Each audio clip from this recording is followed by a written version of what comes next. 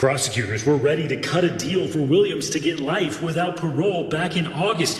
Everyone was on board, except Missouri Attorney General Andrew Bailey. The Attorney General's office just took an absolute hard line, resisting any hearing, any evidence, any conclusion other than finality.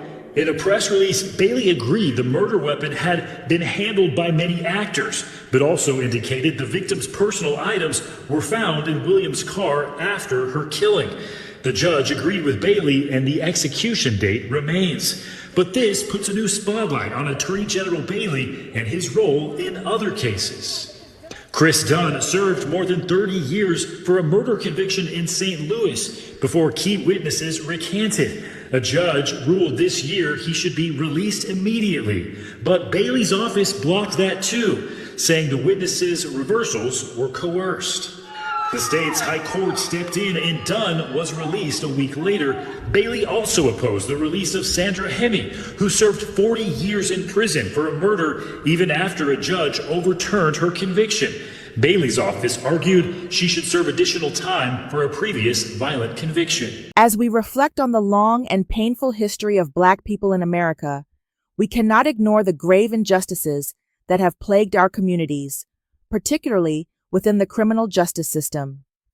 The recent case of Marcellus Williams, a Black man exonerated after spending years on death row, serves as a haunting reminder of the countless lives lost to a system that too often prioritizes punishment over justice. Williams's story is not an isolated incident. It exemplifies a broader tragedy that has led to the execution of innocent individuals, many of whom share our racial background. The death penalty is a deeply contentious issue in America, and its application has consistently revealed racial biases that undermine its legitimacy. Research indicates that Black defendants are disproportionately sentenced to death, often based on flimsy evidence or systemic discrimination. The case of Marcellus Williams underscores the profound flaws in the system, flaws that have devastating consequences for individuals and families alike. For years, Williams maintained his innocence, fighting against a legal system that seemed indifferent to the truth. His eventual exoneration, stemming from new DNA evidence, raises critical questions about how many others have faced similar fates. How many innocent Black men and women have been executed, silenced forever by a system that fails to protect them? The truth is, the number is staggering. In our communities, the fear of wrongful convictions is not just a statistic. It is a lived reality that affects countless families. The pain of knowing that so many of our people have been wrongfully accused and sentenced to death is unimaginable. Each case represents not just an individual tragedy, but a collective wound that reverberates throughout our communities. Families are torn apart, futures are snuffed out, and the very essence of justice is corrupted. The story of Marcellus Williams is a reminder that our struggle is not just against individual acts of racism, it is against a system that systematically devalues Black lives. The psychological toll of such injustices cannot be understated. For Black families, the threat of wrongful conviction looms large, casting a shadow over daily life. The fear of being falsely accused or harshly punished for crimes one did not commit creates an atmosphere of distrust and anxiety.